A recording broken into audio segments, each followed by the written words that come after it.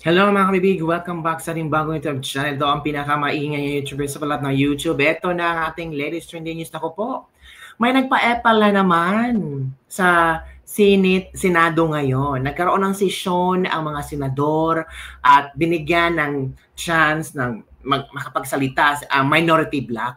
Itong si Kiko Pangilinan, singit ng singit. Gusto talagang pag-usapan itong 2016 na di umano na korupsyon na kasali ang mga diskaya at yung mga binulga ng mga diskaya na meron din silang binibigyan noong 2016. Gusto yatang i-connect ni Kiko Pangilinan ang mga Duterte sa 2016. Kaya, sabi ng iba, nagpa-epal na naman si Kiko, pero mali pa rin yung pagka-epal niya. Sinoplak ni Senator Marcoleta. Di ba si Kiko ay member din ng Blue Ribbon Committee?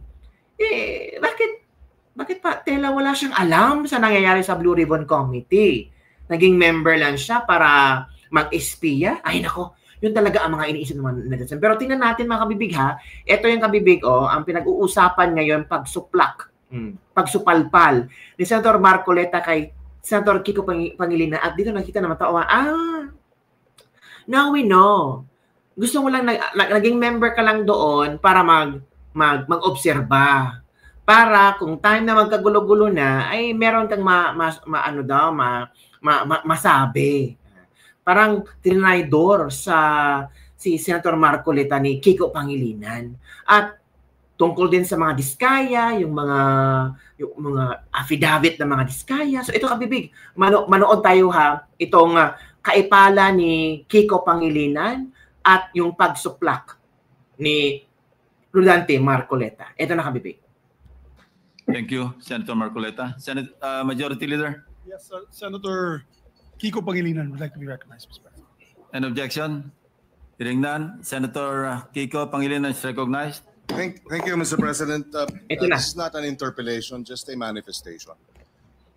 Mr. President, bago pa man naglabas ng affidavit ang mag-asawang Diskaya, nag-comment na po ako dahil narinig ko doon mismo sa hearing nung tinanong siya nung ilang mga senador,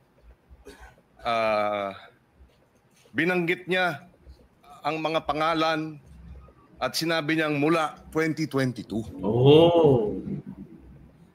Hindi bago ng 2022. Wala pa ho silang affidavit noon, tinanong sa kanila sa hearing. Kaya nung pa man, nag-comment na ako. At ako mismo sa comment ko, sabi ko, mukhang Photoshop tsaka edited. Hindi yung testimonya, hindi yung affidavit kasi wala pang affidavit nun eh. Testimonya pa lang nung una o pangalawang hearing. Kaya in fairness to the Senate President, kung sinabi niyang edited, I was not referring to, this representation was not referring to the affidavit. So ano? Or in any way referring to the chairperson of the Blue Ribbon Committee. I was referring directly to the testimony given during the hearing, public. Gusto mo lang tulungan si Soto para maka-eskapo sa word na inedit o edited. Gusto mo lang na pabilugon ang utak ng mga tao. Ay, yun pala ang ibig sabihin ni Soto. Tinulungan lang ni Kiko si Soto to explain the word na inedit. But in fact, yun ang pinopoint out, maybe, mga kabibig. Hearing of the Diskayas that they said they started flood control projects in 2016 and then went on to continue until 2025. And they too said na itong mga binanggit nilang pangalan ay sa 2022 lang.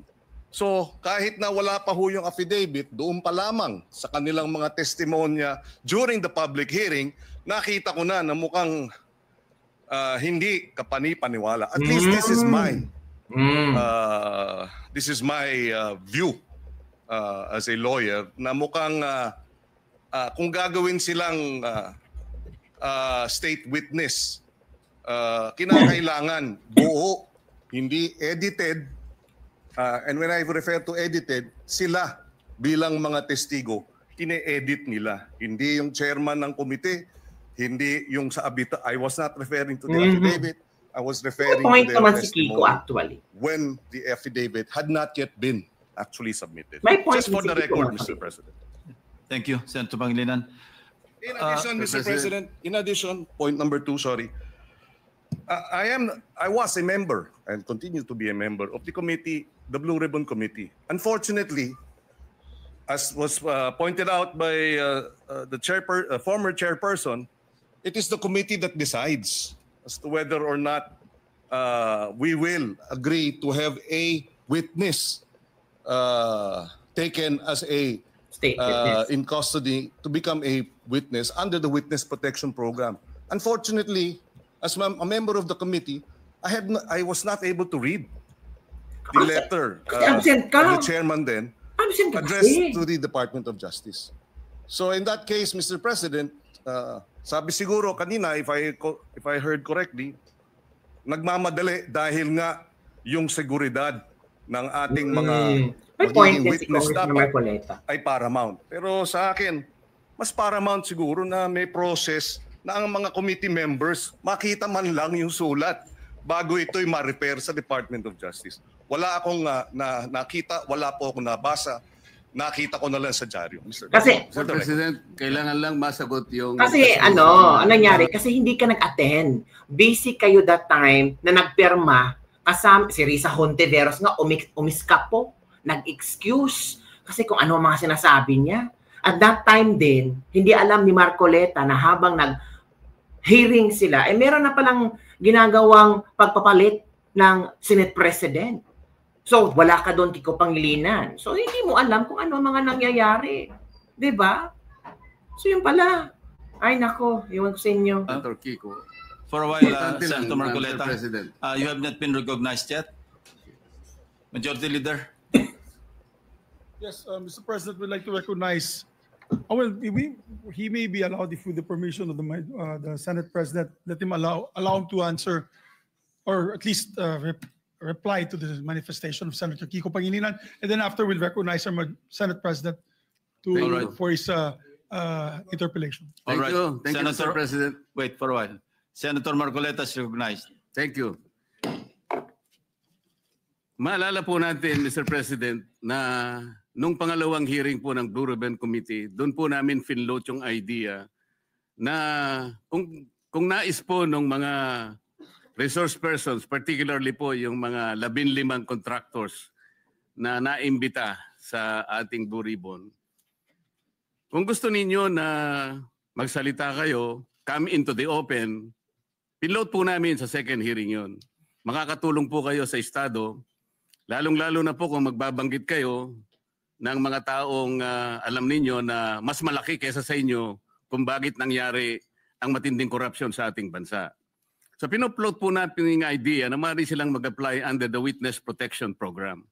Kaya po yung una nilang pananalita, nung sila ay wala pa po at hindi pa nakumbinsi siguro na lalabas, iba po yung kanilang testimony sigurado.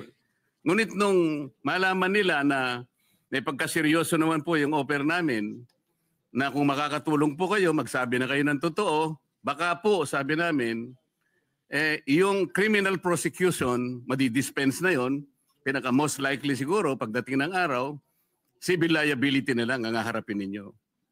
Meron po akong paniwala na pinag-isipan nilang mabuti yon, kaya lumabas yung mag-asawa na yon. Nung lumabas sila, natural, dahil sa magsasabi na sila ng totoo, lalabas po talaga kung anong gusto nilang sabihin. Maring taliwas po doon sa narinig na nauna na pahayag ni Senator Kiko.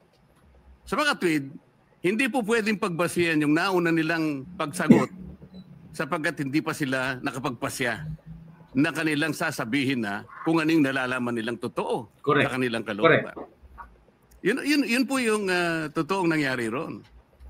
Kaya hindi po ako naniniwala nang dahil lamang doon sa maaring hindi pareho nung una yung kanyang testimony at doon niya na sinabi yung buong katotohanan. Tama. Ay maaring edited. Correct. O maaring supalpal si Kiko. May pagbabago o hindi pwedeng pagbasihan. Sa akin palagay po, ang pinag-uusapan natin, ano man yung kanilang sinumite, wala pong karapatan ang sino man sa atin na husgahan yun eh. Correct. Yun po yung kanilang nalalaman eh. Pagdating po ng araw, ang korte na po ang gagamit doon. Kung sakaling matapos po yung investigasyon na ito, nagkaroon po ng committee report at sinumiti po at ang rekomendasyon po ay ipagsakda lahat ang mga tao may kinalaman dito. Yun pong mga ganong klaseng dokumento ay pupunta rin sa korte eh. Correct. And in the final analysis, only the court can determine yung veracity o yung kawalang katwiran kung meron man ng mga naunang pahayag. Correct. Yun po yung gusto naming mapansin, Mr. President. Salamat po. Oh, galing ni Senator Marcoleta ha. So, pakinggan natin ha, Senator Marcoleta sa kanyang speech kanina, sa kanyang pag-explain ha. Later na tayo kay ito na. Makinig tayo. Way of speaking before this body. Mr. President, I am armed by the explanation of the minority leader that we're not questioning the prerogative of the presiding officer, but we can question the Senate President on issues that are quite legitimate, such as the matters I would like to raise today. Unsettling because, Mr. President, on September 9, in your interview with ANC Head Start with Ms. Karen Davila about the Blue Ribbon chairman being a lawyer, your answer is, there is no such thing as a rule na dapat abogado yun. Abogado ka nga, di ka naman magaling mag-imbestiga, di ba? So useless. Mr. President, I'd like to put on record, there was no inclination from this representation na meron man lang kaming sinabi na ang chairman ay dapat, chairman ng Blue Ribbon Committee ay dapat abogado. Wala po kaming kahit na shadow ng inclination or any reference to that matter, wala po kaming sinasabi. Ngayon po yung sinasabing abogado ka nga, di ka naman magaling mag-imbestiga, hindi ko po alam kung sino po yung tinutukoy ninyo sapagkat narinig din po kayo sa inyong mga interviews. Sinabi niyo po, Mr. President, na maraming dissatisfied sa direction na tinahak po ng aking investigasyon nung ako pa po ay chairman ng Blue Ribbon Committee. Hindi ko po alam kung sino po yung dissatisfied sa mga members natin. Wala naman pong perpekto, Mr. President, pero sa aking pong pananaw ay ginawa ko po yung aking makakaya. Kung meron man po akong pagkukulang, ay humihingi po ako ng tawad sa aking mga kasamahan sa Blue Ribbon Committee.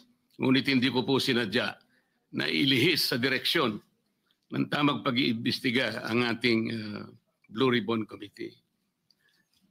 Noong September 10 po, 2025, ang programa pong Sa Totoo Lang, sa 1PH, nandun po yata si Job Francisco, Chicky Berhel, Cheryl Cosim.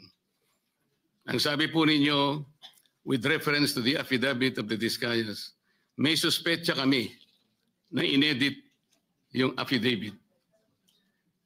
Mr. President, ito po ay indirect affront to the integrity of this representation. Yung lamang pong pagsuspetsahan niyo na inedit yung affidavit, paano kayo nagsuspetsa? Ano po ang ginamit ninyong batayan at pagsususpetsahan ninyo na maring inedit yung affidavit? Ako po bilang chairman ng Blue Ribbon Committee, nagpakaingat-ingat po ako. Nung sila po ay sa pamamagitan ng kanilang mga taga-lapit, ay minabuti ko pong hingin sa kanila. Sumulat sila sa akin para malaman ko kung talagang meron silang kagustuhang magpahayag ng kanilang saloobin tungkol sa dinidinig natin sa Blue Ribbon. At gusto kong masatisfy ang sarili ko, Mr. President, kung totoo nga at kung bakit nila gagawin. So nakareceive po ako ng sulat sa kanila, handwritten, At nung malaman ko po na talagang galing sa kanila ang pagpapahayag na voluntaryo, sinabi ko, sige, gawin ninyo. At kinakailangan, bago nyo ibigay sa akin, notaryado na yon. At yun pong affidavit na yon, o subscribe sworn statement, Mr. President, ay naibigay sa akin, araw na po, maggagabi na po ng araw ng linggo, in a sealed envelope. At kung sinasabi po ninyo na ang SOP ay dapat na ibigay sa mga miyembro ng ating Blue Ribbon, wala na pong pagkakataon sapagkat sa umaga po alas 9 ay magsisimula na po ang Blue Ribbon Committee. Noong September 14 po sa Twitter ninyo, meron po kayong binanggit at ito po ang nakasulat. Very devious. Wala pang hearing ang Blue Ribbon ni Ping Lacson. Gusto ng ilang magpalitan agad. What are they so afraid of? Bakit minamadali WPP agad ito? Ano bang nangyari? Malalaman natin sa Blue Ribbon kay Senator Lacson, meron siyang investigasyon ginagawa tungkol dyan. Ano po ba yung pinanggalingan ng mga salitang yun, Sir President? Sino po yung natatakot? Tama. Sino po yung nagmamadali? Kung ang inyo pong tinutukoy ay yung aking sulat para irekomenda na mag-apply sa Witness Protection Program ang mag-asawang Diskaya, yun po inaayon sa batas, Mr. President. Ito po ay inaayon sa Section 4, Republic Act 6981. Ito po yung Witness Protection Act. Ang sinasabi po doon, in case of legislative investigations in aid of legislation, a witness with his express consent may be admitted into the program upon the recommendation of the Legislative Committee, where his testimony is needed, when in its judgment there is pressing necessity therefore, provided that such recommendation is approved by the President of the Senate. Ang committee po ay nagpasya, Mr. President, kasi hiniling po nung Diskaya sa kanilang sworn statement na meron tangka sa kanilang buhay, sa kanilang seguridad, ang kanilang pamilya at kanilang mga anak. Kung kami po ay nagmamadali, yun po kasi ang sinasabi ng batas. Para makapag-apply po siya Correct. na sa Witness Protection Program, Tutalin mo, Marcoleta. ang chairman po ng committee sa pagsang-ayon ng kanyang mga miyembro, kailangan po kami gumawa ng sulat sa Secretary of Justice. Ayun nga po, ipinrepair namin kaagad. Hindi nga lamang po napirmahan ng pumalit na Senate President sapagkat nagpaliwanag siya, nalaman pala niya na meron palang press con ang ating Department of Justice Secretary na doon sinabi niya, hindi raw siya magbibigay ng witness protection sapagkat kinakailangan munang ibalik ng mga Diskaya anumang pera, Ibalik ang pera. ang kanilang nakuha sapagkat hindi kanila yon. Sa mga kapatid, ang policy daw ng Department of Justice ay ibalik muna yung pera bago aksyonan ang kanyang aplikasyon sa Witness Protection Program. Mr. President, ako po'y nalulungkot. Maski sa aking press con kanina ay sinabi ko kung bakit ganun ang sinabi ng Secretary of Justice. Wala po sa tuntunin yun eh. Kung babasahin lamang po niya ang Section 3 at Section 10 ng Republic Act 6981, wala pong binabanggit doon na restitution, yung pagsusuli. Nag-uumpisa lang po sa pagsusuri, sa pag-iimbestiga ang komite. Meron na po bang halaga na dapat isuli? Na-determine na po ba yun? Meron na po bang ruling na kung ano yung kung sino at gaano ang isosoli ng kung sino man ang may kasalanan? Meron na po bang ganun? Wala po eh. Prospective lang pong mag-a-apply eh. Nasa sections 3 and 10 ang mga requisites kung ano-ano po yun. Mga 10 requisites po yun. Yung restitution, wala po ron. Kaya po ako'y nalulungkot kung bakit po binanggit yun ng Secretary of Justice. Samantalang nung pong linggo, bago magkaroon ng hearing noong September 8, nagkausap pa kami at binigyan pa niya ako ng kasiguruhan na sige, ibigay mo na sa kanila ang pangangako na mabibigyan natin sila ng immunity. Sapagkat tayo naman ay magkapartner sa kagustuhan natin, pati yung Witness Protection Program ay ating maipasakagad. So yung pagbibigay po niya sa akin ng garantiya, kasama na po yung kanyang USEC. Yan ang nagbigay sa akin ng lakas na loob. Kaya ako'y sumulat kagad. Hindi ko alam na babaligtarin ako ng Department of Justice. Ngayon po, Mr. President, yun po ang ginamit ninyong dahilan kung bakit hindi nyo pinirmahan. Sana man lang po ay napakarami naman ninyong mga abogado sa inyong opisina rin. Binasa nyo sana yung batas. Kung yung restitution po ay isa sa requisite para ang isang tao ay makapag-apply lang. Yun po kasi yung prinsipyo ng batas eh. Bago siya gumawa ng isang marahas na kapasyahan, alam niyang mag-aalanganin ang buhay niya. Magsasabi siya, nung inaakala niyang maaring makapaglagay sa panganib ng kanyang buhay, kailangan nga bigyan natin din siya ng protection. Yun po yung batas eh. Hindi ko nga po alam kung bakit sasabihin ninyo, bakit may pagmamadali? Dito pa nga po sa sinabi ninyo noong September 13, Mr. President. Ang reading ko, sabi po nyo, camouflage lang yun eh. To put me and the leadership of the Senate under the gun. Kunwari, merong naiinis sila. Kung bakit ko pinirmahan, kung bakit hindi ko pinirmang sulat sa DOJ.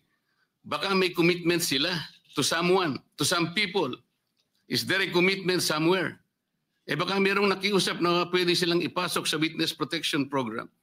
Lahat po ng ganitong mga pagsususpetsa is a direct affront to the integrity of this representation, Mr. President. As a member of the Senate, bakit po kinakailangan magkaroon tayo ng ganitong pahayag sa publiko na walang basihan ni katitingman? Ito po yung nakakalungkot. Noong September 10, sa bilyonaryo interview with Ms. Corina Sanchez, ang tanong po ni Ms. Corina, Bryce Hernandez natatakot daw po siyang bumalik sa Senado. May basihan po ba ang kanyang pangamba? Yun po yung tanong niya sa ating Senate President. Ang sagot po ng ating Senate President, sabi niya sa House. Makatwid, parang kinonfirm niya. Ang nangyari, yung mga congressmen nag-request na kung pwede daw huwag ibalik sa Senate dahil meron daw siyang binabanggit na mga senador. So ang ginawa naman ng mga congressmen, nakiusap kay Speaker, si Speaker tinanong sa akin dahil sinasabi raw kung pwede mo nang i-retain. Sabi ko, hindi pwede dahil sa legal custody namin yan eh. Dahil merong contempt dyan sa Senado. Nakikiusap sila kung pwede na wag sa Senate mismo, hindi naman i-retain sa House. Ang umandar sa akin, siyempre, yung tinatawag na parliamentary courtesy. Kasi meron silang nakakontempt doon, yung si Mendoza, gusto rin naman namin kunin yun. Alam ko later, iimbitahan namin yun. So ang nangyayari po, Mr. President, kaya ba dinidiscredit, kaya ba pinagsususpetsahan yung Diskaya, sworn affidavit, sapagkat may binanggit siyang 17 congressmen? Yun po ba ang dahilan? Bakit naman po nung siya yung Hernandez ay nag-testify sa House, bakit kagyat nating pinakinggan naman ang kanyang katwiran? Dahil may binanggit naman siya, di umano, na may kasalanan na dalawang kasama natin dito. At saka siya nagsabi na, huwag niyo na akong ibalik doon sapagkat manganganib ang buhay ko. Ang maliwanag po dito, pagka ang nagsasalita si Bryce Hernandez, parang merong kagad pagpapatibay. Parang pinaniwalaan na natin na maaaring manganganib ang buhay niya sapagkat meron siyang binanggit na dalawang kasama natin. Paano yung buhay ng Diskaya na inimbitahan nila doon? Na binigyan na, bigla na lang nating, wala man lang tayong aksyon. Samantalang 17 congressmen ang binanggit niya. Correct. Hindi niyo ba naisip, manganganib din ang buhay niya? Pero walang nagsalita dito sa atin. Yun po yung aking nakikita. Huwag po tayo mag-aaway-away. Ang ating pong hinahanap ay katotohanan lang. Pero kung ganito po ang gagawin natin, manggagaling po sa ating Senate President, magpapalipad po kayo ng salita na kami po ay wala namang kinalaman. Lalong-lalo na po ang representasyong ito. Kahit minsan wala po akong sinabihan na mas magaling po ako. Wala po akong sinabing gano'n. Ang sinabi ko lang, ang pagkakaiba po ng investigasyon ng Senate Blue Ribbon Committee is in aid of legislation. Kung ang direksyon ko pong yun ay mali para sa inyo, nasa sa inyo na po yun. Pero yun po ang nalalaman ko. Sa 3 pagdinig lamang po, nasabi ko na po kanina sa press con, sa 3 pagdinig pa lamang po namin, nakita ko na po ang pangangailangan ng halos 14 na legislative measures na dapat natin kagad na ipasa para sa ganun, maayos natin, ma-address natin kagad ang malalang problema ng corruption sa ating bansa. Maraming salamat po sa pagkakataon, Mr. President. Thank you. So yun kabibig, talagang sinupalpal ni Senator Marcoleta itong mga komento ni Tito Soto habang in-interview sa mga different media. Si Soto, no, parang hindi Senate President. Dapat sana hindi na siya magbibigay ng komento kasi, di ba, as Senate President, hindi ka leader ng majority bloc. Kailangan mong i-care lahat ng senador. Parang yatang confident si Soto, ako na Senate President, ang majority bloc, okay na yan, ang minority, aawayan natin, kung ano mga komento nila, pagbibigyan din natin, aaway. Parang gano'n nakikita natin, ba, hindi katulad ni Chis Escudero ba, na lahat ay fair sa kanyang paningin.